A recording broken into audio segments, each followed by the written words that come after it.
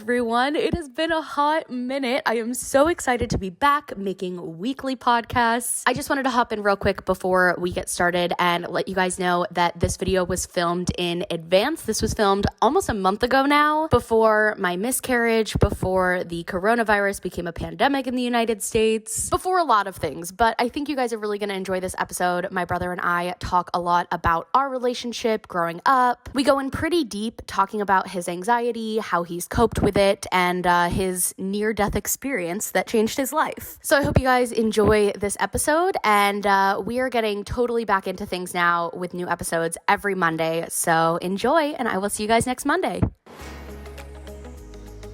Pop the popcorn, put on your comfiest pajamas, and grab a drink because it's time for a new episode of Sierra Unfiltered. Hello, everyone, and welcome back to another episode of Sierra Unfiltered. We have a very special and elusive guest today. This is my brother, Jordan. Hello. I think a lot of people don't know that you exist. Yeah, I might be confused with the cousin. Yeah. Everyone thinks my cousin Carter is actually my brother when I say I have two brothers because Jordan doesn't like the internet. That's not true. I actually love the internet. I don't like social media. And I don't like having my business all over the internet. Then why did you want to do the podcast? Yeah, thought it'd be fun. It is fun.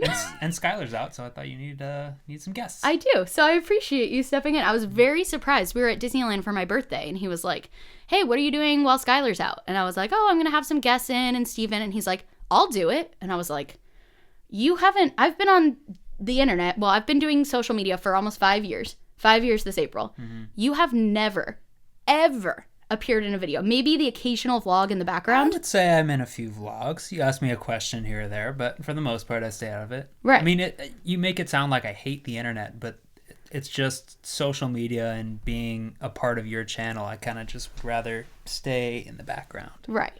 And that's why I was so surprised when you wanted to do this. So I'm excited you're here. Mm-hmm. My brother is one of my favorite people. He's one of my best friends. And so we're going to talk a lot about our childhood, what it was like growing up for us, his takes on social media. He has some takes on finances as well. He's very passionate about personal finance, retirement, all of that. Mm-hmm. Yeah, I'm excited. It's going to be fun. Yeah. And the first look at my elusive older brother, Jordan. Please don't do that. I am so sorry for our video podcast watchers. But, Jordan's fiance, Megan, is behind the camera as well doing some homework. Yo! Megan! Hey. I tried to get her to come on, and she was not having it. So, just Jordan. But, did you prepare a hot take? I did. Would you like me to go first, or would you like to go first? Why don't you go first? Okay. Well, first, what you drinking? I am drinking the God's Milk water. Fantastic. And I am drinking a DIY electrolyte drink that my dietitian recommended. It's like healthy Gatorade.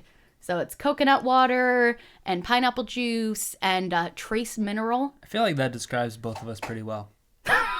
Cheers. I'm drinking water and you're drinking whatever the hell that was. Do you want to try it? Sure. You want to try mine? I've never tried it before.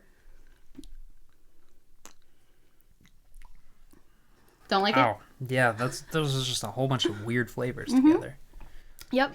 It's supposed to be really good for like after exercise or if you're like feeling sick or anything like that, like kind of like a refresh drink. So I've been enjoying it. It does kind of taste like cough medicine, so I can see that. I think it tastes more like Gatorade, but whatever. So my hot take is one that I hope that you will agree with, and this is kind of a childhood related one. But my hot take is that there's nothing wrong with cutting the crust off of your sandwiches. I don't think that's a hot take at all. You don't think so? I think, well, I remember in elementary school, Mom for like 3 years was like dead set on getting me to stop cutting the crust off my sandwiches. She was like, you're in 3rd grade now. Just deal with it. You have to just eat the crust. Like, I'm not cutting the crust off anymore. And so I would peel the crust off myself because if I'm going to eat a sandwich, I want to enjoy it. Well, do you still peel the crust off? I don't really eat sandwiches. Okay. But if I was going to make a PB&J, I would absolutely peel the crust off. Okay. I don't think that's a hot take, but you don't? I think that's more work than it's worth. So do you cut the crust off your sandwiches? No, but primarily because I'm lazy. I would rather just suffer through the crust than deal with getting a knife and cutting up all the crust. So you just take the crust. You know what my favorite thing is? Take it. Steven has a brother who they had a very similar age gap as Jordan and I. And Steven was the older sibling. And he said that he was convinced until he was in his 20s that he liked the ends of bread because his mom would give them to him instead of Mikey because Mikey refused to eat them. And just said, no, you like these. These are your favorite. And he was like, okay. I feel like that goes with Steven's personality. Right? Though. He's just kind of like, all whatever. Right. Yeah. Yeah, I really like the ends of bread. I remember he said that once, and I was like, no one likes the ends. And then he made a sandwich with the ends. He was like, yeah, this is really bad. I don't know why. Like the last pieces? Yes. Like a sandwich with just the last pieces. Isn't that not like the most Steven thing you've heard? Sounds like Steven, yeah. All right, what's your hot take? My hot take is that social media is really damaging to people. I think a lot of times people are looking, I see people spending hours scrolling through Instagram. Right. And they're looking at all these pictures of people like you who work really hard to make these awesome Instagram posts, but you put a lot of work into them. Right. And then they start comparing themselves and their pictures to people like you who do this for a living.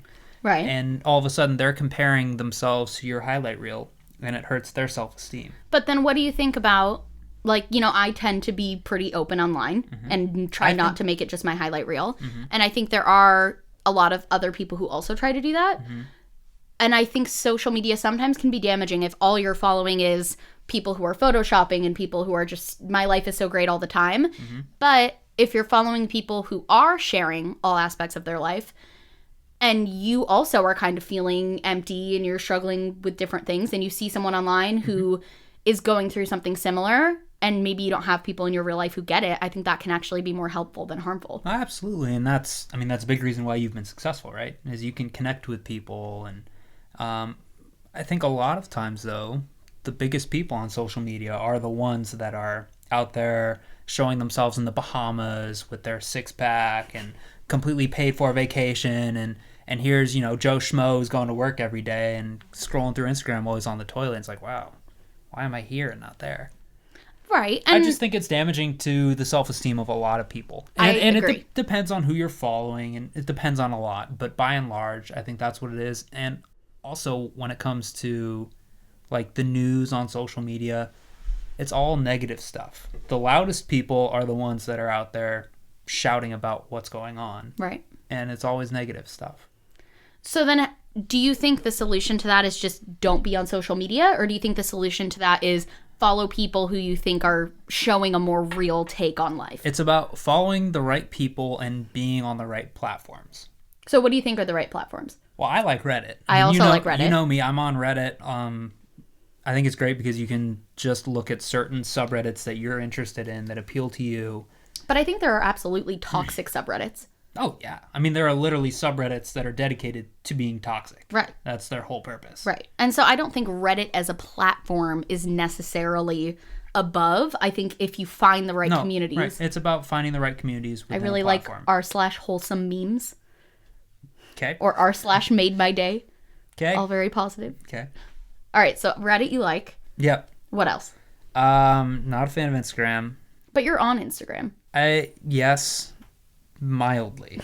I might look at it once a month, and then I have 50 messages in a group chat. I'm like, oh, I'll go through all of these. Okay. Snapchat I was on for a while. It was fun when that was a big thing, and you could have all your little snap streaks with people, but a lot of my friends got off that, and so lost interest. Okay.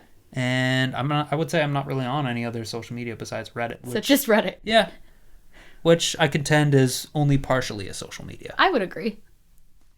But I think saying that all social media is toxic and bad.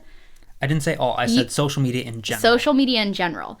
I disagree because I think my life has gotten so much better from social media. Yeah. And not just because it's my job, but also because I've been able to connect with people. And every single time I go through my DMs, I see people who are saying that, the content that they watch, whether it's me or my friend Carrie or my friend Loie or anyone who's kind of in that more real body positive community, they're saying, oh, I used to think this X way about my body, and then I started following these people and I feel so much better now. And I don't think that I think social media offers an opportunity for change and for conversation that you don't always get in the traditional media. Yeah, I mean, like we said, it's about who you follow, right? And a lot of times people may not even realize that social media is affecting them negatively. Oh, yeah. It affects me negatively sometimes. Yeah, and that's my job. I remember, I mean, there are times where you post this video you're really excited about, and all of a sudden there are negative comments on it. It's just like, sucks. Yeah. And I think a lot of times people don't realize that it's affecting them negatively. But, I mean, like we said, it comes down to who you follow and what you put in front of your face. That's what a lot of people ask me, like, oh, you know, how do you become more confident, or how do you become more positive? And I'm like, you have to look at not only the influences in your real life, but also in your online life. And I think, you know, a lot of people talk about cutting toxic people out of your life, or, you know, distancing yourself from toxic relatives. But we don't really talk that much about, like, hey, this celebrity that you're following is kind of affecting your mental space negatively. Yeah. Like, there are a lot of YouTubers and celebrities who I just followed because I felt like it was good to stay in the loop. Yeah. And I realized that looking at their posts was making me feel worse.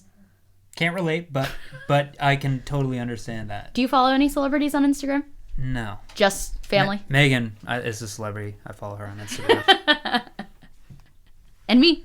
Yeah. I'm not a celebrity. You are a celebrity. You have a little blue check mark. That does not make me a celebrity. But yeah, I think I follow 40-something people. So yeah, clearly I'm very active on Instagram. My favorite thing has been watching Steven navigate all that, because he recently made his Instagram public. Mm-hmm. And before that, he just had one like yours that was private and just family and friends. Yeah. And it's really funny watching him. He's got to be so awkward about it. He loves it. Really? He shouted himself out on the podcast twice. So go follow Steven on Instagram. Oh, that's funny. Yeah, go follow Steven. Not me, though. But you can follow our other brother, because he has a public Instagram. Yeah, follow Austin. Yeah. Which I'm the middle child. Mm-hmm. So Jordan and I are 14 months apart, which seemed very normal to me growing up, because we had a lot of other friends who had, like, siblings who were 1 year apart. And then now getting into the time in my life where, like, Steven and I are trying to start a family, I cannot imagine having a 4-month-old and then being like, let's do this again. Like, that's crazy. Just pop them out in rapid succession. Be miserable for a couple years, and then you don't have to worry about it again. Exactly. Well, unless you're our parents. Yeah. But a lot of people thought Jordan and I were twins growing up. I don't think that's true. That is true. That's what Mom said. Okay. Mom said people used to always think we were twins because I talked very early, which I'm sure is surprising to absolutely no one. Mm-hmm. And you were a little bit more quiet. So verbally, it seemed like we were the same age. Yeah. And you were a little bit small. And I was, I think, average. Mm-hmm. And so we just kind of looked like little twins, which is really cute. Mm.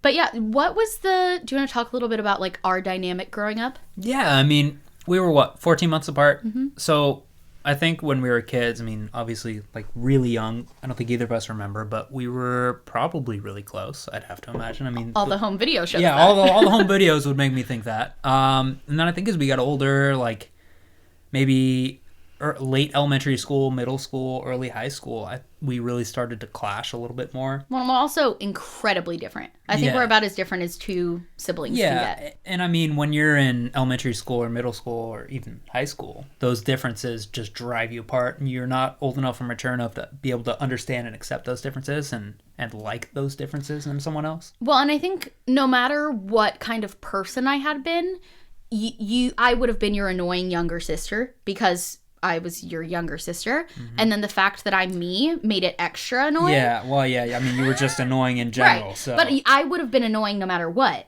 And then the fact that I was actually really annoying probably made it like, oh, that's my annoying younger sister. Mm-hmm. But I feel like we got somewhat close in high school just because we kind of had some overlap in our group of friends. Yeah, but it was always kind of strange, right? Because I had friends that were friends with you. Your friends that played basketball with me. Right. And so I was kind of friends with them, but you were closer friends with them. Right. And so they would, like, come over to hang out with you, but then I would kind of be there, but kind of not be there. And so it was just kind of like a strange dynamic for a couple of years. But I think the turning point for us was, because you're a year older than me, you had a car. Mm-hmm. You had your cool convertible Mustang. Yeah. And it's the worst car ever. But it was cool. Loved it to death. That was the worst car ever. And I was a freshman in high school. And I would have, you know, my friends sleep over, like 1 or 2 friends, and you would have 1 or 2 of your friends sleep over, and we'd come upstairs. Jordan, will you take us to Taco Bell? Jordan, will you take us to our friend's house? Jordan, will you take us teepeeing? And you would. That was a fun couple of years. And year and a half or so, yeah. That's really when fun. I think we really became friends. Yeah, that's when we really became friends, but I don't think we really got to be close until I went off to college. Well, there was one more event before that I feel like brought us closer, which was your cardiac arrest. Right. That was definitely a big... I mean, that brought our whole family closer. Not that we were... I mean, we were already... a close family. Probably one of the closest families I've ever met, but I think that brought us even closer. Right. But then... We'll talk more about that in a bit. But then Jordan went off to college, and I feel like all of a sudden, the house felt very empty. And I was like, this is weird. And I knew that I was going to be leaving the next year. And then when I left for college, our schools were, 15 minutes away from each other? 15, 20, yeah. So we started hanging out more. And it was the first time in our lives where we had to be intentional about we weren't close. just around each other. Right. Because we lived together. We had to say, hey, do you want to go out to lunch? Hey, do you want to come over and play games? Hey, do you want to come watch the Bachelor finale with me and my friends? And I think that's when we became close, because I think we realized that no one was going to make us be friends anymore. And no one was going to say, go spend time with your sister, go hang out with your brother. It's time for dinner. And you, I think, really led that, which I think meant a lot to me, that you started reaching out all the time. I think also distance was a big thing. Yeah. Right? When you're with someone all the time and you're a big personality, I would get sick of you. Like, even being on opposite sides of the house, I would get sick of you. And then the distance, I kind of started to realize, I mean, I kind of miss her. Like, I kind of miss being sick of her. So I was really happy that I think that distance brought us a lot closer together, and now we're closer than ever. Yeah, and then I think when you started dating Megan, and, you know, Steven and I started getting more serious, and the 4 of us would hang out all the time, that was really fun when you guys had that apartment down there. Yeah, that was so fun. Yeah. But now you guys live close to us again. Jordan just bought a house. Yay. Very exciting. Very exciting. A lot of work. Yeah. But let's back up a little bit and let's talk a little bit more about our sibling dynamic, and then kind of how that changed when our brother Austin was born. Yeah. Because there's 3 of us. You guys know Austin pretty well. And I feel like you and I are very aware of our flaws as people and aware of each other's flaws. And we look at Austin as we're more aware of each other's flaws than our own. And then I like to think I'm somewhat self-aware. Yeah. Just a little bit. I bet you like to think that. But then we look at our brother Austin, and we just both, I think, see him as perfect. Like, yeah, I think all 4 of us in our family blindly believe Austin is the most perfect human being ever. Oh, absolutely. I think, but it's because he is. He is, exactly.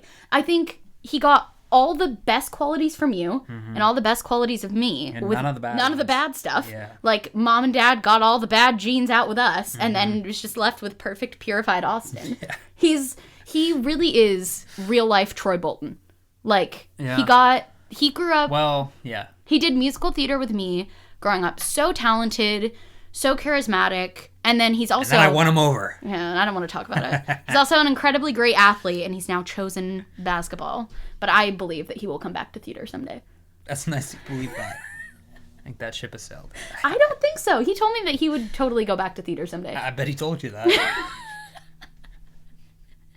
He sang at my wedding. Yes, true. That's because you really wanted him to, though. I did. I kind of pressured him into it. Yeah, he didn't lead the charge on that one at all. But I think I was 6 when my brother Austin was born. Jordan was 7. And I think that also is when we kind of stopped being best friends, because then we were just fighting over who got to be Austin's best friend all the time. And I think...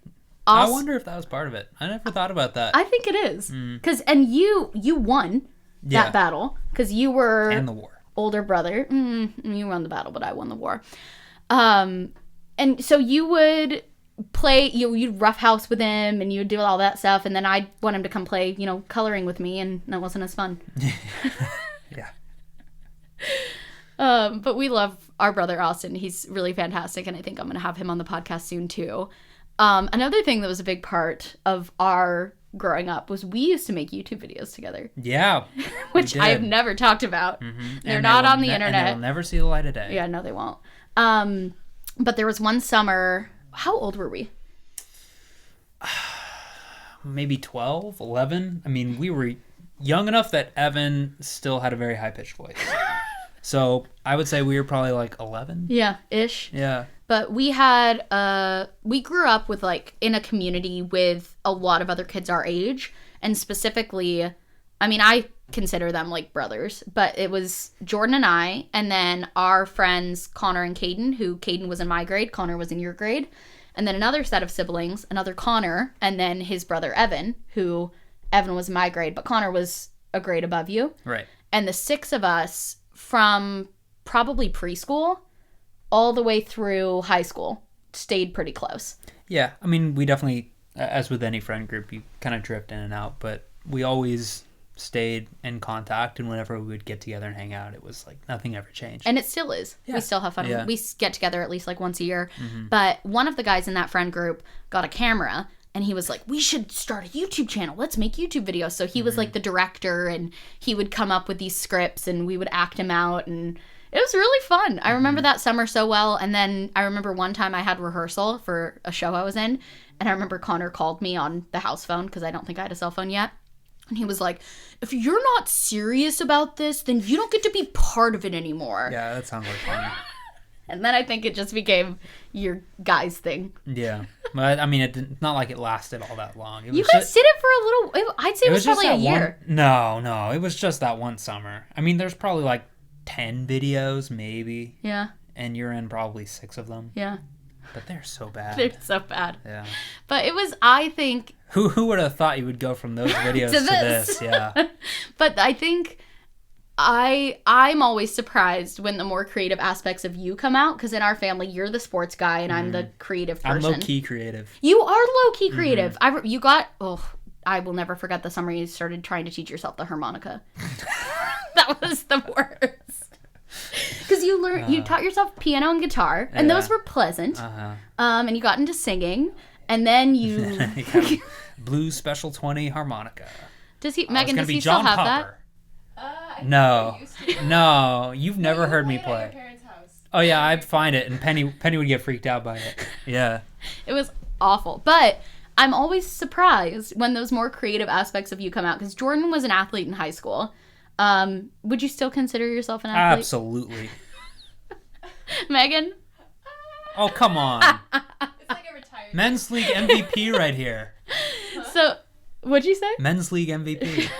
You're playing And like the old guy league, yeah.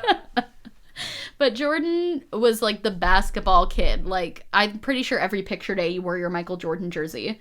You didn't own a pair of jeans until like 8th grade. You only wore 7th basketball grade, and that was a big battle. Yeah. Let me tell you, that was a big battle. He only wore basketball shorts. Like, that's it. Mm-hmm. And then in high school, when you went to we went to the same high school for a little while. Then he transferred to a different one, and then I transferred to that one too. But while he was at his second high school, he was was it your sophomore year? Yeah.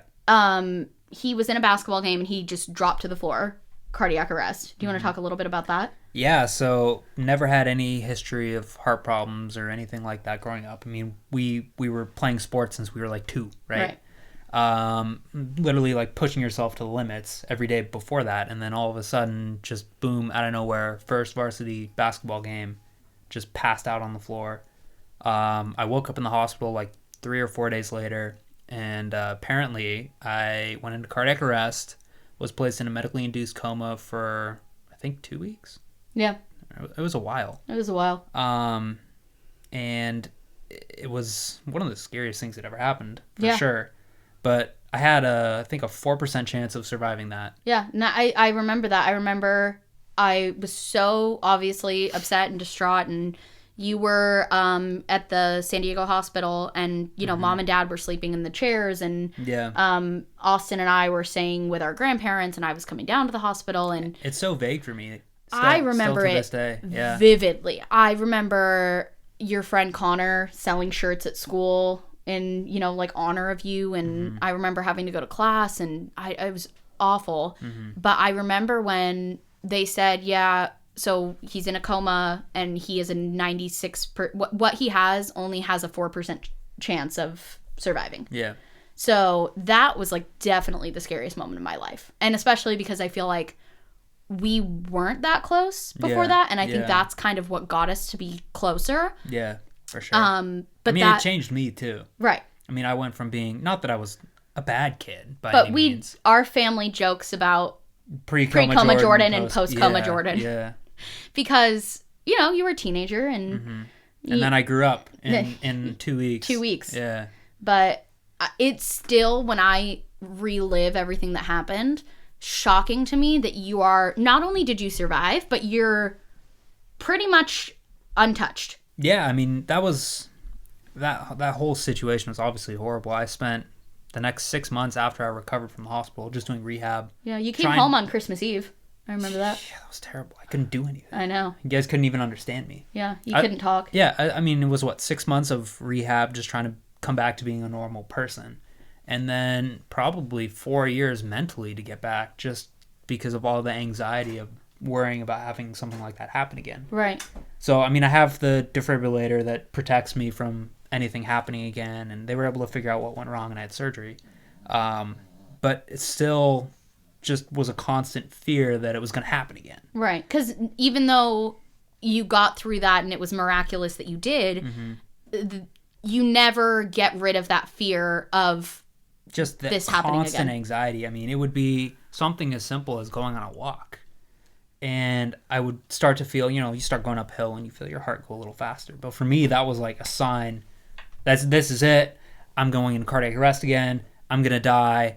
Oh my God. Right. And just full-on panic attacks. Well, and that's hard too because the anxiety, it's anxiety in the way that I think most people think about anxiety, but also it is such a real fear of it happening again because it could happen again. Yeah. And your heart rate is increasing, and then that makes you feel like it is going to happen again. And right. I remember, it's just a completely compounding effect. Right. Yeah. Do you feel like you're fully over that, or do you feel like it's something you still struggle with? No, I think I'm fully over it. I mean, there were a number of years, I think it was my freshman year of college that it really started to affect me. Okay. And then my sophomore, junior, senior year of college, I stopped drinking a lot because I would get freaked out if I drank. I stopped playing a lot of basketball because I'd get freaked out when my heart rate would go up. And it wasn't until probably my first or second year out of school that I guess it would have been my senior year of college that I really started to figure it out. And that was, I feel like, a big part of you and Megan's relationship, too. Yeah. Was you guys learning how to navigate that? It really affected us because, Megan's a very active person. She wanted to be able to go on hikes, go on runs with me. And I wanted to do those things, too. But it would get to a point where we would be going on a short little hike. And I would have a full-on meltdown, panic attack, call an ambulance, like, I'm going to die. Right. And it's something that I needed somebody to push me to get through that. And it was tricky, though, because she couldn't push me too hard. Right. Because there was still some underlying fear that something could happen. But I needed somebody to help me get out of my comfort zone and get over that. And that's one of the main reasons why we have such a strong relationship, I think. She helped me get through that. Well, I think she was really good. And our parents especially knew that you needed that person to be like, no, you can do it. Like, we are going to go on this hike and you are going to do it. But then also, like, I'm going to listen to you and we're going to take it slow and we're going to take our time. Yeah. But it's so hard because you're such an active person. Yeah. But I am now. I wasn't for a couple of years. But you always were. Yeah. Like, you always wanted to be. Yeah. That was one of the things that was so hard. I mean, I couldn't even go play basketball. Right. But the craziest thing is, so before the anxiety really set in, but after the thing, the cardiac arrest, you went down in the very first game of the season. Yeah. You were back on the court at the last game. It was interesting because I felt invincible the first time it happened. I was like, I survived this. I can survive anything. And then they put the defibrillator in, and about 6 months later, I get shocked. And then they were able to figure out what went wrong, had surgery, came back, same deal. I'm okay. I can handle it. And then it wasn't until my freshman year of college I had another thing happen. And I realized how fragile I really was, physically and mentally. Right.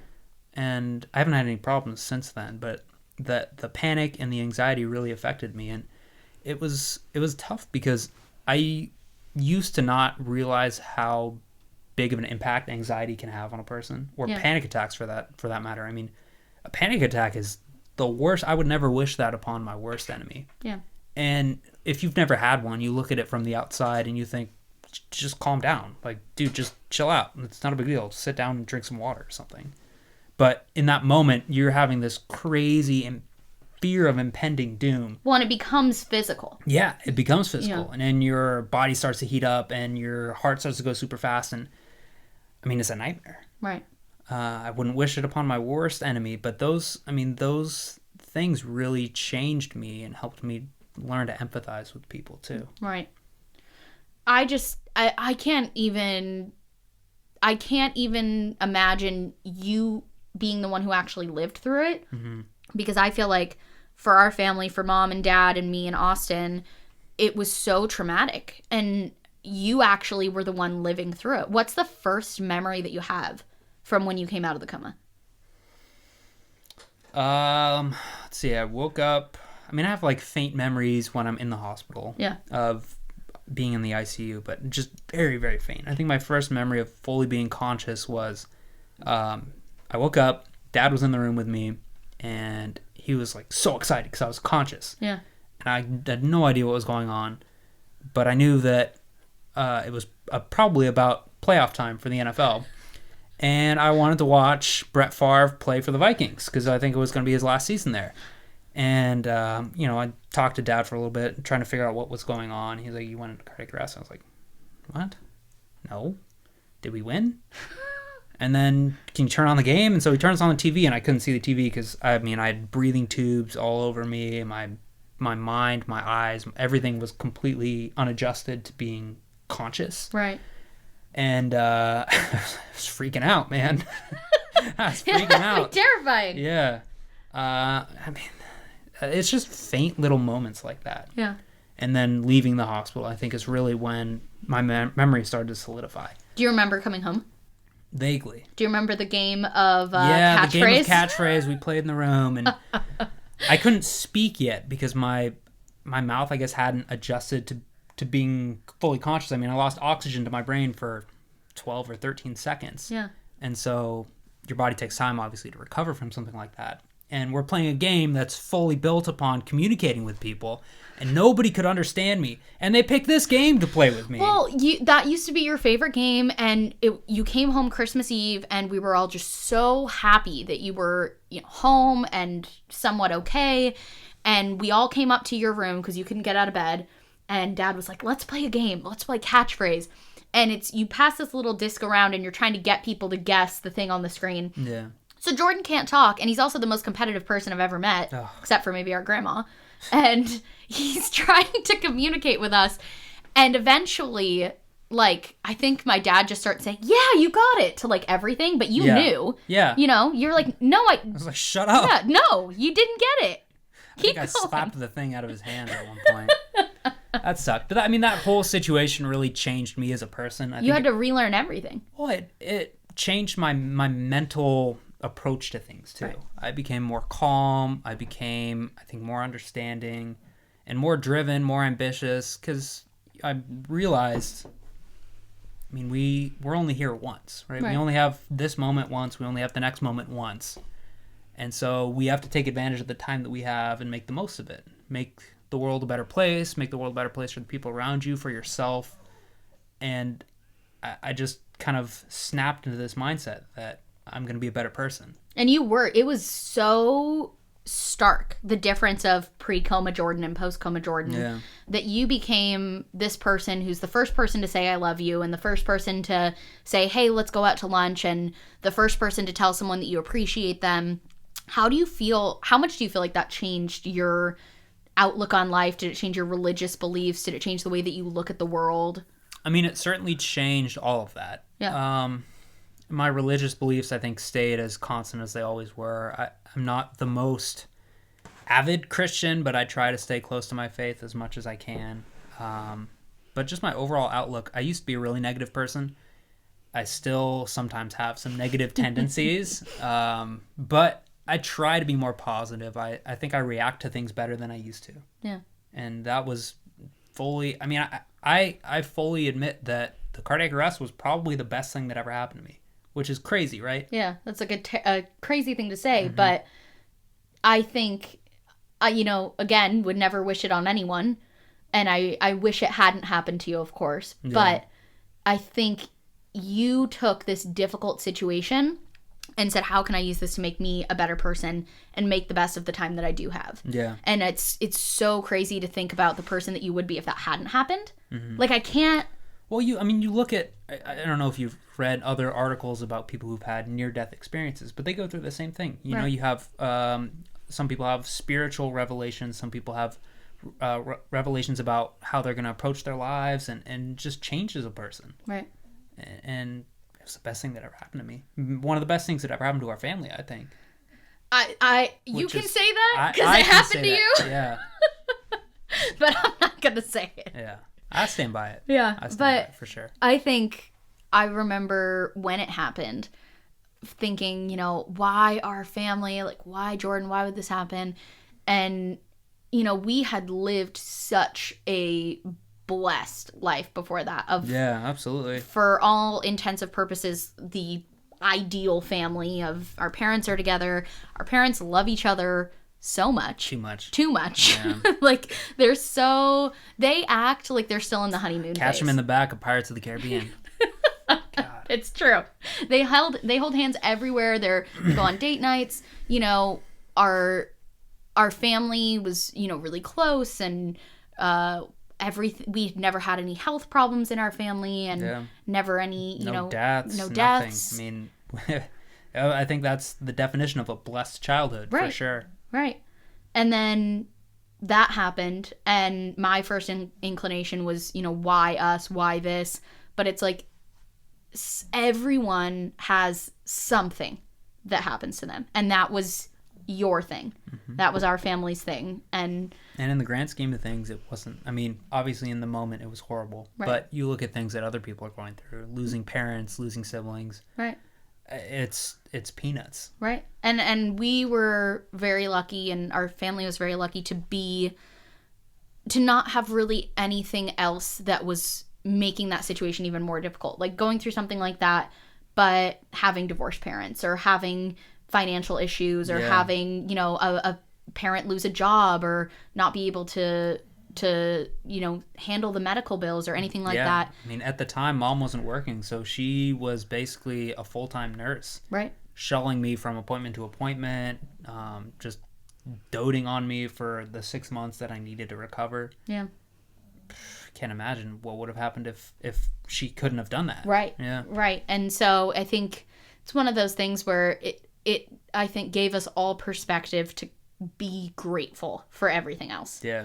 But yeah, that's Jordan's. I would call it a near-death experience, but you did actually die. I did. Well, it depends on your definition of death, but yes, I am a zombie. That is true. Didn't they bring you back twice?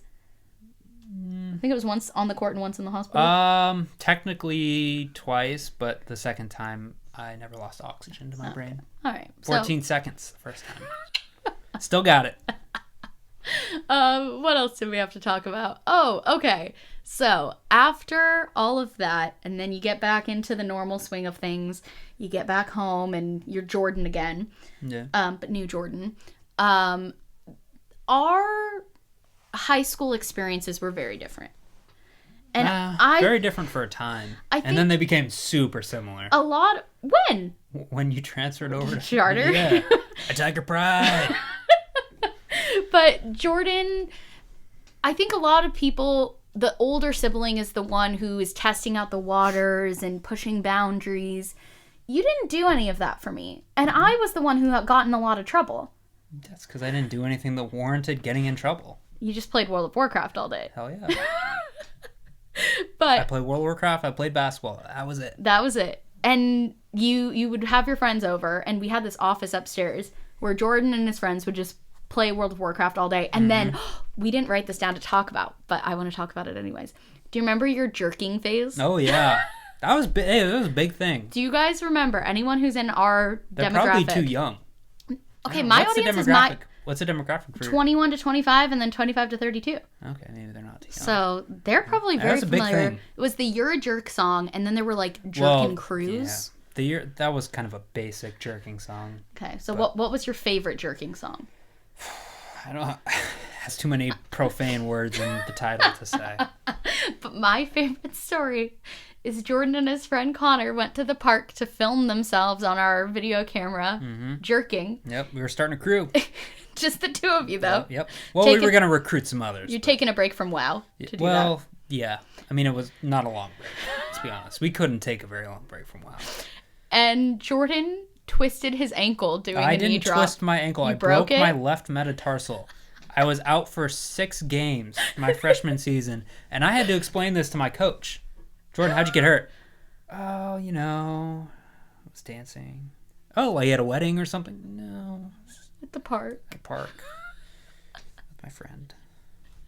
Yeah, so that was fun. Do we still have those videos somewhere?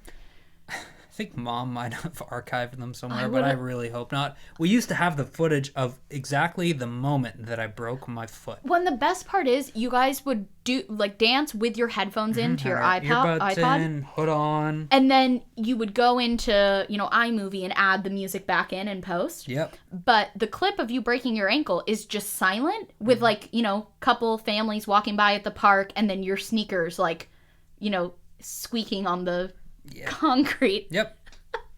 Just silent. Very strange. Oh, it's so good. Yeah. Let's talk a little bit about financials, your kind of concepts about retirement and investing. But before we do that, perfect time to say thank you to our sponsor, Cash App. Cash App. The #1 finance app in the App Store. Cash App is a fantastic app that you can use to send money back and forth to your friends. It makes it really easy. So maybe you want to start a jerking crew with your friends, but you need to get an iPod to listen to it while you're dancing in a public park.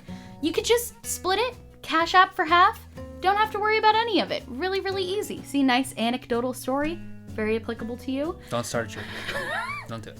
But Cash App is great. We absolutely love them. They are a huge supporter of the podcast. And Cash App also has the Cash App debit card, which comes with boosts, which are kind of like credit card perks and rewards, but all packed into a free debit card. So you can get boosts, which are like free rewards for places that you already shop. Target, Whole Foods, wherever. They're really great. And one of the best parts about Cash App is that they partner with us to support the Trevor Project, which is a fantastic LGBTQ plus organization who provides resources and crisis intervention. And they're great. They do great work. So if you download Cash App from the App Store today, use promo code Unfiltered. Cash App. Unfiltered. Cash App. Use promo code Unfiltered and you can get $10, and then Cash App will also donate $10 to the Trevor Project. So use Unfiltered, download Cash App from the App Store. Thank you, Cash App. Thanks, Cash App. Thank you, Thanks, Cash App, for sponsoring this video and paying me to be in it. Yeah, about that. But it was very difficult to do that sponsor read while you were whispering Cash App the entire time. I was providing ambiance. I will take my cut of the Cash App proceeds. Perfect. Cash App. Cash App. But let's talk a little bit about you and your ideas on finances, because this is why you said you wanted to come on the podcast. Part of it. I mean, I think a lot of people our age don't have a lot of education when it comes to personal finance or finances in general. And I think the only education I got about it was from our dad. Well, we were lucky to have our dad talk to us about that kind of stuff, and for me, it really sparked an interest. And I think a lot of people our age are ending up in massive credit card debt or are not starting to save money for retirement, which is crazy because the most valuable thing you have when it comes to finances is time. Time, yeah. If I could show a chart of the time value of money or the power of compounding interest, if you put $1,000 into a bank account from the age of 22 to 40, by the time you're 65, it's over $1 million. Which is $1,000 a year. It's crazy because I remember when I was 20 and I started my Roth Ira, which is a great way to, if you're, just starting out and you don't have that much money to put into it or you don't have a 401k or anything, it's a great option to look into. So the Roth IRA is a retirement account that is self-funded. It's from post-tax money. and you don't get taxed on the capital gains, or you don't get taxed on the income when it comes out to you. So if you're starting out early on, you don't make a lot of money, a Roth IRA is the best option for saving for retirement. And the earlier you start, the way better off you are. Right. Even if I think the biggest thing that I cannot stress enough is like, even if you're just putting in $50, $100, if you're putting that in when you're 18 or 19 or 20, it's worth so much more when you're 55, 60, and you'll be so happy that you did it. Right. Because the interest compounds. And I don't think I understood that until Dad showed me one of those charts that were like, so, because I remember I was saying, well, I want to go to New York. I want to take a trip to New York, and I have this money saved. And he was like, well, let's say you're going to spend $1,000 on your trip to New York. But let's say instead, I was 19 at the time. He was like, let's say instead you put that into a Roth IRA. You could take the entire family on a 2-week trip to Disney World in, 40 years when you retire. Yeah. And I was like, oh. Go look at those compounding charts if you're watching this video. I don't know the numbers off the top of my head, but I'm pretty sure it's around $1,000 a year from 22 to 40, and you have $1 million at 55 or 60. Yeah. I mean, the power of compounding is just insane. It really is. I don't know as much about finances as you do, but I would highly recommend, and you can correct me if I'm wrong, looking into a Roth IRA. And by the way, all the advice that either Jordan or I give is just our opinion. Yep. We are not trained financial investors or advisors, so take everything we say with a grain of salt. Do your own research. This is just what has worked for Jordan and what he's passionate about. Yeah. What's worked for me and millions of other Americans. But we're not liable. No, very much not liable. Steven told me to make sure I say that. Yeah, very much not liable. But investing in a Roth IRA and buying simple S&P 500 index funds is probably the best thing that you can do for your future. So what is that? An S&P 500? So the S&P 500 stands for the Standard & Poor's Index of the 500 biggest companies in the United States. Okay, and that are public. An index, just because it basically gives you exposure to all 500 of those companies. So let's say you're investing in the stock market and you want to buy some Visa stock. You can buy $1,000 of that Visa stock, but then you're exposed to, if all of your money is in Visa, let's say, you can lose all of that money if Visa were to go bankrupt, or you could lose some percentage of that if the stock is going down. On the flip side, there's also reward if you're only in one stock, you can go up. But the market typically moves at about 7% increased a year. So if you're invested in an S&P 500 index fund, you have exposure to all of the top 500 companies, which gives you safety. And at an average return of 7%, which is what the S&P has returned over the past 60 years. I think it's probably more like 8 or 9%. And that's considered a conservative investment typically, right? In the index funds? Well, I wouldn't say conservative. Conservative would be investing in bonds, which return about 2%, and those are guaranteed. So it's the market not like fluctuates. A risky investment, but it's not as conservative as right. The market fluctuates, and if it's money that you're planning to save for retirement, then it's going to be in there for a long time. Long term, the market is going to go up. So the big thing being, if this is money you don't need access to for a long time. Yep. So like retirement. Then it's going to be safe in an S&P 500 index fund. Yeah. Okay. It's not like investing in Bitcoin. Are you invested in Bitcoin? A little bit. It's fun. Yeah. Not enough to hurt me if it becomes worth nothing, but enough to have some skin in the game, which is kind of fun. Okay. And how much of your retirement do you think is, how do I put this? How much of what you know about retirement and savings and what you're planning for is investing and investments in the stock market? All of it. All of it? Yeah. I mean, if you're investing in an S&P 500 index fund, you're going to get a return of 7% a year, likely. On average. On average. I mean, some years the market goes down, some years it goes way up. But over the long haul, you're going to get about 7% a year. And as you get older and you get closer to retirement, your allocation starts to change. You go from, say, 90% stocks, 10% bonds, to 50% stocks, 50% bonds when you're closer to retirement, because your risk profile changes a lot. You're going to need that money sooner, and you're more prone to the fluctuations in the market because you're going to be pulling that money out sooner. And you don't necessarily need the growth when you're 50. You just want to make sure you're getting some return.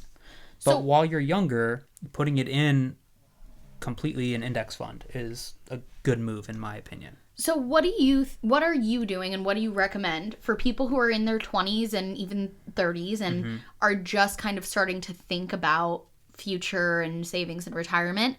What are you doing? What are the first things that you did to prepare for that, and what do you recommend people look into? Like you know, I've done a ton of research on this, probably more than any one person should do. But the things that I'm doing right now, and I'm fortunate enough to have a really good job that allows me to do this, I'm maxing out my 401k. So my employer matches 5% of the funds that I put into my 401k. So I have extra money going into that. Plus I max that, which I think is $19,000 a year, which is money that doesn't get taxed on capital gains. So you can do what's called a traditional 401k or a Roth 401k, which just changes when you get taxed on that money, but there's no tax on the growth. Okay. So I switched. I'm doing a Roth 401k right now because our tax bracket is relatively low right now. And then I'm doing my Roth Ira, which I'm maxing out every year. So right now I have about $27,000 each year that are going towards Roth retirement accounts. And then whatever other money I have saved up on the side, I put into a brokerage account, which I also invest in index funds. And you also do a really good job of keeping your day-to-day expenses really low. Yeah, I try to. I mean, that's I think that's one of the biggest problems in our country right now is massive consumerism, right? I mean, we're spending so much money on things that we don't need. Eating out 5, 6, 7, 8 times a week. And I mean, Megan and I are guilty of it. You love Rubios. We love Rubios. We eat a lot of Rubios. We actually had Rubios today, believe it or not. Of course you did. But we're trying to cut back because that's an expense that's not necessary. I mean, we can cook food that's just as good or better and likely healthier at home for a fraction of the price. And that's one of the things we don't do well. But we try not to spend money on things that don't quite matter as much to us. Right. We don't need big fancy cars. We don't need big showy outfits or whatever. I mean, that's just not what we're interested in. But it's something that helps us cut back on our spending and put more money towards our retirement accounts. Because one of the things that's really important to me, and I think as an extension has become important to Megan, is getting to the point where we're financially independent and we can choose if we want to work or not work. And is that the Reddit FIRE movement? Yeah, in a sense. FIRE stands for Financial Independence, Retire Early. So we're looking for financial independence and maybe retire early if we feel like it. But it's a great you're resource. firm. Financial independence, retire maybe? Yeah. Well, I think I'd like to retire. Megan, maybe not so much. Well, you would want to be like a stay-at-home dad, right? I want to be a stay-at-home dad and a basketball coach. But that does not pay very well. Being an engineer pays quite well. You didn't get your engineering degree to be a basketball coach. Yeah. But it's something you're passionate about. And if you work hard in your engineering job now and make smart investments, then it's something that you may be able to do later. Yeah, and because of how much money we're putting away in our retirement accounts right now, I mean, we're going to be able to retire in our early 40s if we want to. That's incredible. Which is awesome. I mean, that's the power of compounding. You sound like an ad for compounding interest. I can't stress enough how awesome it is. I mean, if you're young and you have a little bit of disposable income, put it in retirement accounts. Put it in an S&P 500 index fund or some other kind of index fund. I mean, I would recommend S&P 500 because I think a lot of people our age want to do that stuff. But they don't know how. They don't know how, and also they feel sometimes absolutely crippled by college debt. Like, just absolutely crushed. Yeah. So how can someone who's like, yeah, that sounds good, I would love to, but right now I have $100,000 of college debt that I'm trying to pay off. Yeah. Well, it depends on the interest rate of that debt, right? If your interest rate of your student loan debt is 4% or lower, then, I mean, pay that off as soon as you can. But I think that's a low enough interest rate that you can afford to siphon off $50, $100 a month and put it towards retirement and let that money grow. But if your interest rate in your student loan debt is more like 7, 8, 10%, then pay that off as soon as possible. Right. Because that will just cripple your financial capabilities forever. Right. But that's something that our generation's really struggling with. Well, yeah, because, I mean, the classic boomer methodology is, well, I worked 2 jobs while I was in college and that paid for everything. Yeah. So just do that. It's like, well, when you went to college, it was 40 cents, Grandpa. Yeah. I mean, if you look at the stats on wage growth versus rent growth and living expenses growth, I mean, it's insane. And the job market now is such that if you have a college degree, and I mean, certainly some majors are more valuable than others. Right. But let's say you have a college degree in, I don't know, history. In the past, you can get a job, no problem. Or economics, whatever, business. But now, almost everybody our age is working towards or has a college degree. Right. And so the market becomes so much more competitive. We have that many people who are looking for jobs and already have these credentials. Right. Which makes it hard for those people to pay off their student loan debt. And it's just a vicious cycle. So, in addition to you having your, 9 to 5 and getting your degree and doing all of that, you also had a side hustle. Yeah. Well, so I'm doing my MBA at night right now while I'm working. But I also started a tech company in college, which I was able to sell some portions of it, which helped me pay off some of my student debt, which was huge. But that entrepreneurial spirit was something that our parents really put into us early on. I mean, we see it with you, obviously, and with my company, I think. It was just something that was really encouraged from an early age for us. I think it took me a while to kind of realize that YouTube is so entrepreneurial. Oh, absolutely. But the more I look back at it and I look at what you did with your company and what I'm doing with, now my company, Sierra Schultzzie Incorporated. Yeah.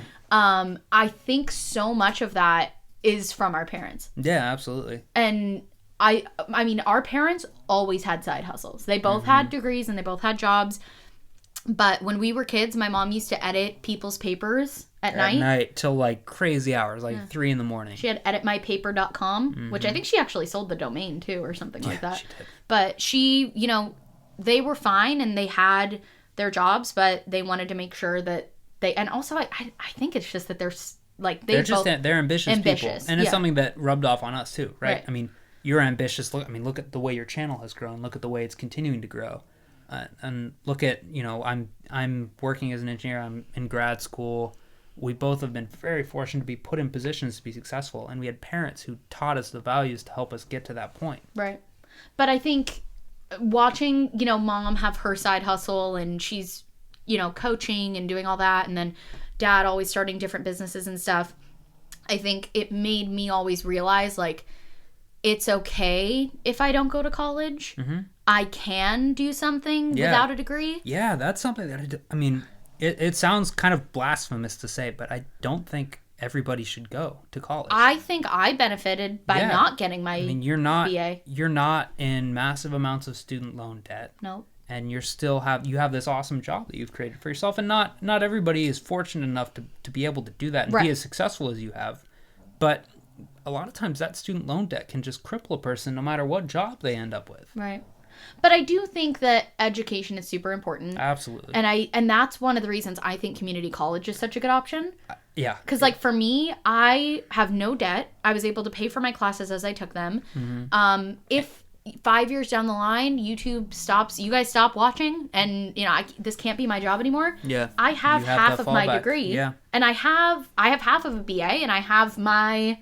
Yeah. What's it called? My AA. I have my AA. As you can see, it's very important to me. Yeah. And so that's, to me, like, I don't have nothing, but I also didn't spend a ton of money. Yeah. And then Steven went to community college. Same thing with Megan. The community college system is incredible, and I think a lot of people are taking advantage of it now. I think so, but I think a couple of years ago that wasn't the case. Yeah.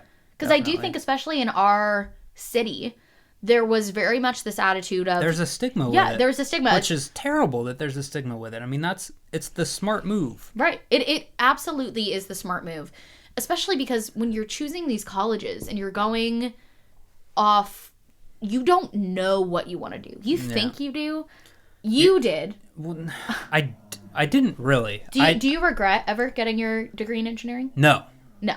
Because I tend to be a person that goes for the safe option as my starting point, and then I'll start to venture out from there. Okay. And engineering knew I could get a great job out of school. Right. But going to USD, the school I went to, was really expensive. I was fortunate enough to have a pretty large scholarship, but it was really expensive. And my freshman and sophomore year, I did not focus on school at all. Yeah. You went into party mode. I did. And a lot of people I got do. all of that out in high school, and you didn't. A lot of people do, though. Yeah. And their freshman and sophomore years become a wash, or they end up with bad grades that maybe haunt them down the line when they're trying to go to grad school, or they have to retake classes, which costs even more money, and then your student loan debt goes even higher. Right. So I think if you're not sure what you're going to do, I think community college is an awesome option. Well, and then once you figure out your major, then you can choose a college, university Right, to finish your degree right. that's specialized for that major. Yeah, Bella definitely. is snoring. She's been doing it for like half an hour. I've just been trying not to acknowledge it, but she's been doing it for like half an hour. Usually you can't hear it on the microphone, but I think I'm starting to hear it in my headphones. I've been hearing it for half an hour. And her eyes are open. She's awake. She's the worst. You hate my dogs. No, I hate that dog. Richard's okay. Bella's a sweet... Jordan calls my dogs Richard and Frank instead of Bella and Bruiser. Bella looks like a Frank, and Richard was a total dick when you first got her. She really was. She still is. Yeah, But that's what makes her so sweet and special. Yeah. But yes, so entrepreneurship, starting your own business, and then me with YouTube. Similar, but a little bit different. Yeah. You went over the new ground of entrepreneurship, and Right. I kind of went the much traveled Right. territory. But still new, because it's tech. Yeah, entrepreneurship is a great route to go. If you have a good idea, just start something. Yeah. Just go for it. I mean, the worst thing that can happen is you're at the same point you were before you started. I think the book that helped me the most it's called The Business Model Generation. Have you read that one? Mm-mm. It's really good. It's basically all about how to build a business model, because I think a lot of people have an idea and they have no idea where to start. It starts very basic, and then it kind of goes into more, how do you, like, different revenue streams and key points of interest and those kind of things. Definitely recommend it for anyone who has any ideas they're looking to flesh out. Do you have any good literature on financials, entrepreneurship? No books off the top of my head. I was fortunate in that at USD they have a huge entrepreneurship program, and so I had access to professors that taught that stuff for a living. But I would say the biggest thing is, if you're interested in going into entrepreneurship, is find a problem and figure out a way to solve it. Find a problem that affects a lot of people. Like for you, one of the reasons you're so successful is people didn't have someone that they could go to YouTube and look for confidence and encouragement. You found a problem, you found a niche, and you filled it. And that's how businesses are successful, how startups are successful, is finding a problem, finding a missing niche in the market and figuring out how to fill it. It's so interesting to hear you talk about that from a business perspective, because when I started, I guess it was that same idea, but it was more like, I don't feel like I have anyone to look to on YouTube who understands me, so I guess I'll try to make that content, which is essentially like the basic version of what you said, of find a problem and solve it. Me being like, I don't feel like there's anyone I relate to. Yeah, you didn't even realize you were doing it. No. You were doing it. I remember when you first started YouTube. Yeah, what did you think? Because me having my 10 subscribers, posting about my videos. Yeah, I think all 10 of them were us. Yeah, we were very supportive. We tried to be. Yeah. I mean, I don't think, none of us saw this. I didn't. We tried our best to be supportive. We thought, oh, this is a great creative outlet for Sierra. She's got something to do. She's got a hobby. And I was in kind of a difficult... tumultuous state. Yeah, I was in college for theater, but my major got canceled, and I was the only person in my major, so they discontinued it, and then they threw me into a program I didn't want to be in, and I had no idea what I wanted to do, and then I started doing this, so I think everyone was like, okay, she could do this for a little while. Yeah, we were just happy you found something to do. Really. Couldn't watch your video. We watched them. Oh, you don't watch my videos. No, I don't now. I did. But they were way worse back then. Now they're actually good. But you didn't need me. You don't need me now. You needed me then. I need everyone. I need you. I'm subscribed. I need mom and dad. I'm I subscribed. need grandma. I'm subscribed. I appreciate it. And to all 3 channels? There's a third channel? Podcast. A podcast. Will you subscribe to No, the I'm not subscribed to the podcast. Subscribe to the podcast. It really helps us out. So if you're watching this, you can subscribe. You subscribe. Okay, sorry. Continue. I don't even remember what I was talking about. You're talking about when I started and you were like, cool, so you're something to keep her busy. Yeah, I mean, we were just happy you had something to keep you busy, and we did not see this coming. I mean, your videos were interesting. What does that mean? You always had a big personality. I think we all knew you were either going to be some kind of star. I mean, at the time we thought, oh, she's going to be on Broadway or she's going to be in Hollywood or whatever. Didn't realize that there was going to be this whole new avenue of being famous. Okay, I'm not. You're kind of famous. No. You know what You my have favorite like over word 1 is? million subscribers on YouTube. I'm a celeb witty. Like on the web. Someone said that at a YouTube convention once and I never forgot it. I am a content creator. Yeah, a well-known content creator. Okay, what? Okay, anyways, semantics. Continue. I lost my place again. I don't remember what I was talking You about. never thought it would become this. You Yeah. thought that I had a big personality. Yeah, I mean, yeah, you were a big personality. We always thought you would be in some kind of avenue where you could share your thoughts and feelings and loudness. We didn't see this. I mean, after you kind of left college, we were like, okay, well, I just hope she's doing okay. But I had Steven, so I feel like that made you guys feel a little better. I mean, if you didn't have Steven at that time, I mean, this wouldn't be here for sure. No, he's the one who told me to start. Yeah. You know? That's a good idea. Yeah, it was. Thanks, Steven.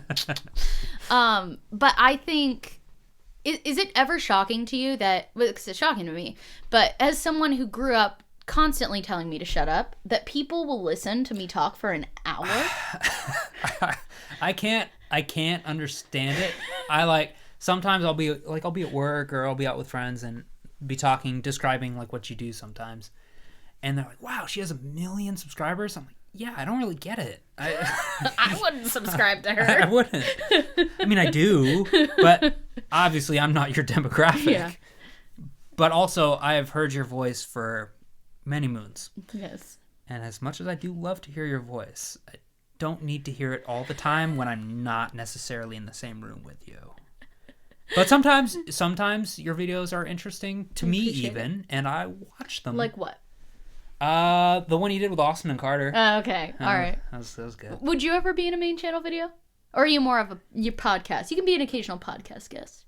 I mean, for the right video, I would, I guess. Mm-hmm. Megan's back there fist pumping. No, I don't know. I would do the podcast again for sure, but I don't know if I would be in a main channel video. Yeah. I mean, like we said at the beginning, I'm not really the kind of person who wants to be. I'm not you. I don't want to be out in front of the camera all the time. I'm happy to come on and talk and just hang out, but I don't know if a main channel video is in the cards for me. Yeah. Well, it's nice having you on the podcast. You're in the occasional vlog, which is always nice. Mm-hmm. One last thing I want to talk to you about before you go. Well, two things. First, you're engaged. Yeah. You're planning a wedding. Yeah. How is that going? Notice the difference in the inflections there. Yeah. People love wedding planning. I love wedding planning. How's it going? It's. I mean, I thought it would be a lot more fun than it was. Oh, that's sad. Well, I'm a planner, right? Yeah. I mean, we're planners, and I'm the kind of person who I was so excited about getting to plan every single thing, and it's weird, right? Because I'm a guy, and typically gender norms say the woman is supposed to be so much more excited by that, but in our case, Megan does not care about like 80% of it. Right. I mean, she wants it to be beautiful, and she wants everyone to be there. But right. But I feel like she's fine with you doing everything. Yeah, she's happy to just let me do a lot of the planning. She's nodding. Yeah. So we have our venue, which was definitely the hardest part, which Megan was a big part of.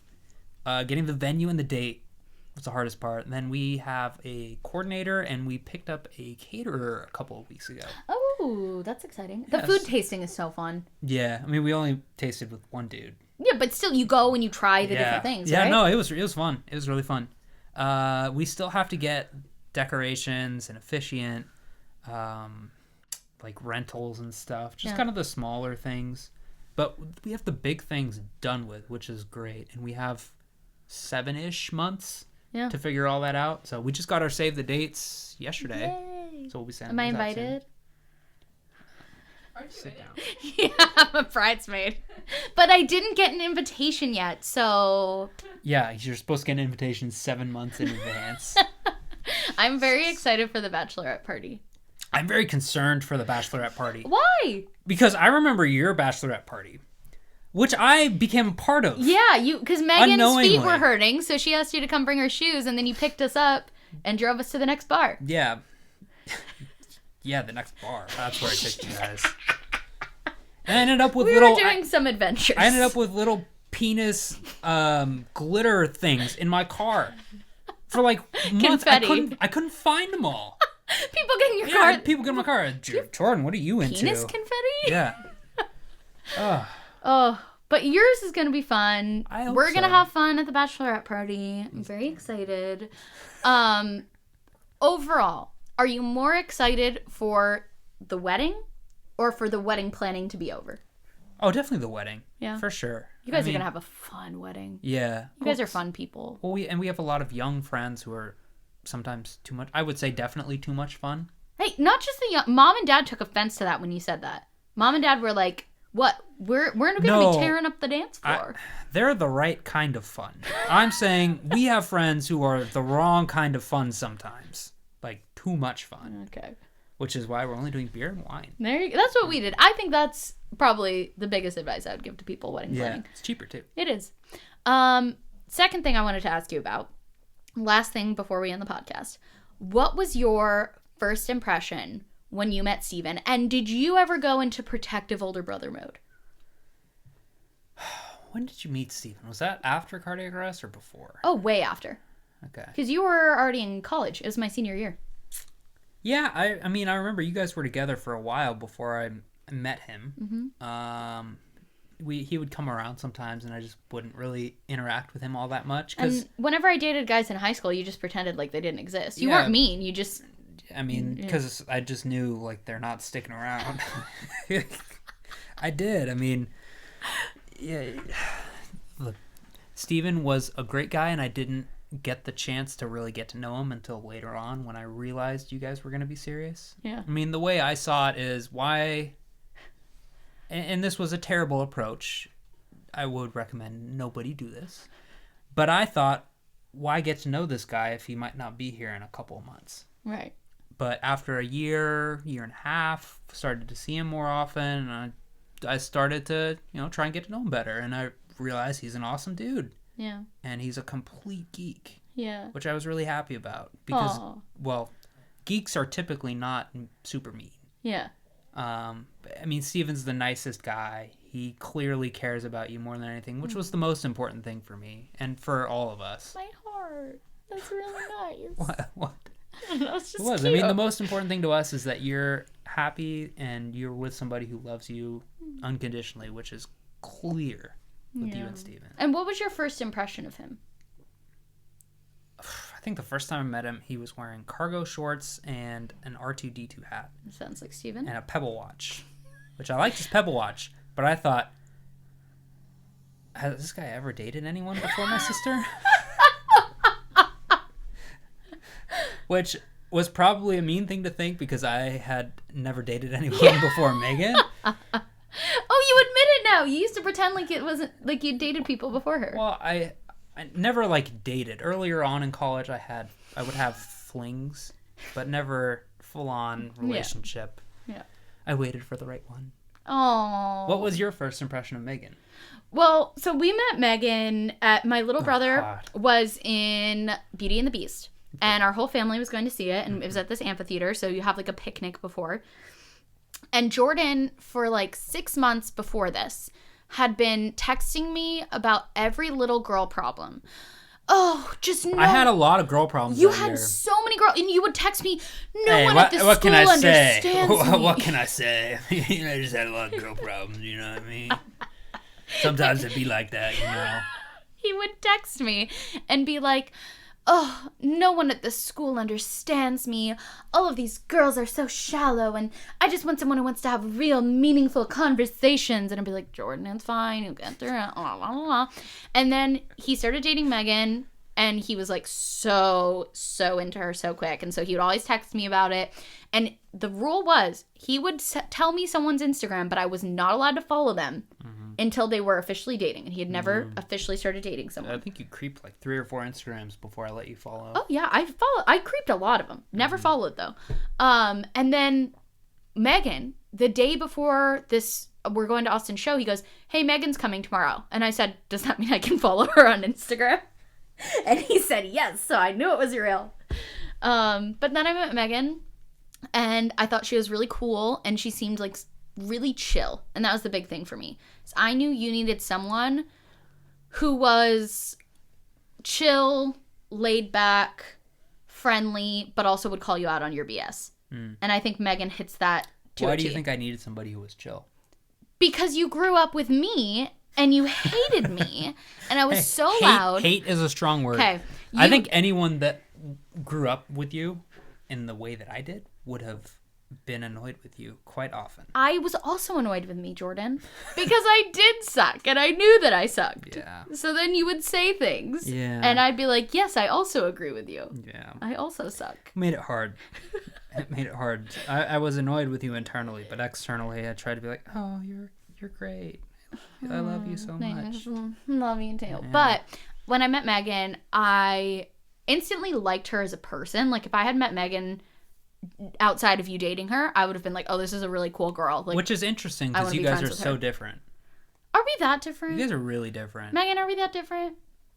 I'm not a YouTuber. I don't like the camera. That's true.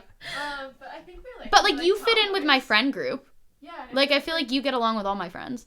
And we're like kind of like not like we can still have fun in like different ways. Right. Girls can't have fun. Does that make sense? Yeah. Like we're both pretty active, I would say. Right. And we're both, I feel like you're like low key a gossip and I'm a high key a gossip, so we always gossip about things together. Megan's a super gossip. But she's low key about it because she's so chill. You wouldn't think that. You see the low key part. But I. Do you want me to expose you? I don't even know what that means, but I'm gonna say no. TMC. Exposed. But I met Megan. I thought she was really cool. I liked her as a person, and I also really liked her for you.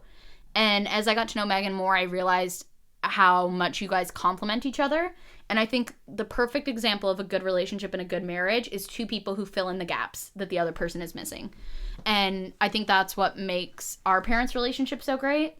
I think that's what's made Steven and I have such a successful marriage so far. Mm-hmm. And I think that's what makes you and Megan such a strong couple, is it's two people who fill in the gaps where the other person is maybe lacking. So, yeah. I liked Megan. I liked her for you. And I'm so happy you're getting married. Yeah, it's going to be fun. I took their photos on the day they got engaged. Yeah. It was so nice. Yeah. I was so happy to be included. I know. That's why I included you. I feel like you did it more for me than like the fact that you wanted pictures. I definitely wanted pictures and video, but I knew it meant a lot to you. It did mean a lot to me. But I'm also very sentimental. Yeah. And so are you. You're a soft boy. Yeah. You're very much a soft boy. We all are. Our whole family is. We're a bunch, except Mom. Yeah. Yeah. Mom stuff. She's like the definition of the hardest. Like, she's just so hard. Yeah. Like, not in a bad way. No. But I don't think she is nearly as emotional as the other 4 of us. Oh, yeah. I'd say Dad's the most emotional. Mm-hmm. Then Austin. See, we've had this debate then a million times. Then you, then me, then Mom. You just slipped that in there. We've had this debate so many times on who's more emotional. And we could keep going on, but the camera's about to die, and I don't want to have to put another battery. So this is where we're going to end the podcast. Yeah. Thanks for coming. Yeah. Love you. Yeah, love you too. So glad that you came. Yeah. And I'll see you guys next week. Bye. Bye.